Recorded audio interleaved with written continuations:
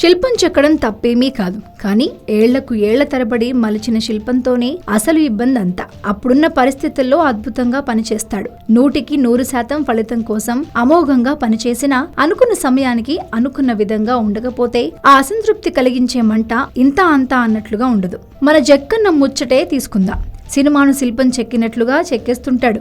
Cinema పూర్తయిన తర్వాత promotion work తో సినిమా మీద భారీ హైప్ ను ఎలా తీసుకురావాలో రాజమౌళికి తెలిసినంత బాగా మరెవరికి తెలియదని చెప్పాలి. బాహుబలి సినిమాను నెలల తరబడి తీసి దానికి రావాల్సినంత హైప్ క్రియేట్ అయ్యాక సినిమా చూపించారు. అప్పటికే జరిగిన ప్రచారంతో జనాలంతా ఎలా తయారయ్యారంటే తెలుగు ప్రజలకు ఆ సినిమా ఒక ప్రెస్టీజియస్ ఇష్యూలా ఫీల్ అయి తెలుగోడు అద్భుతంగా కష్టపడి హాలీవుడ్ రేంజ్ లో సినిమా తీశారన్న ప్రచారంతో సినిమాకు క్యూ కట్టేసిన ఉదంతాలు చాలానే ఉన్నాయి. ఇలా సినిమాల మీద జక్కన్న వ్యవహరించే తీరంతా వ్యూహాత్మకంగా ఉండటమే కాదు, టైమింగ్ లా వ్యవహరిస్తారు. అలా అని ఆయన తీసే సినిమాలు బాగుండవని చెప్పడం లేదు. ₹1 వస్తువును రూపాయికి అమ్ముతాడని మాత్రమే చెప్పేది కాకుంటే ₹1 వస్తువు కోసం ఏళ్లకు ఏళ్లు జనాల్ని ఊరించి చంపాల్సిన అవసరం ఎంత మాత్రం లేదనేదే అసలు ముచ్చట. కృషి సంగతి చూడండి. గౌతమిపుత్ర శాతకర్ణి సినిమాను కేవలం 80 రోజుల్లో పూర్తి చేశాడు. ఇప్పటి వరకు విడుదలైన ట్రైలర్ రష్ ను కానీ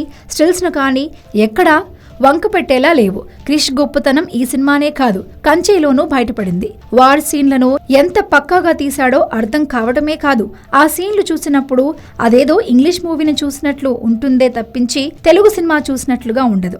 దానికోసం వందలాది రోజుల్ని వృధా చేయలేదు. అందుకే అదే పనిగా చెక్కే జక్కన్న కొన్నాళ్లు క్రిష్ దగ్గరకు ట్యూషన్ కు వెళ్లి ఉంటే బాహుబలి వెయిటింగ్ పీరియడ్ బాగా తగ్గిపోయి ఉండేదేమో.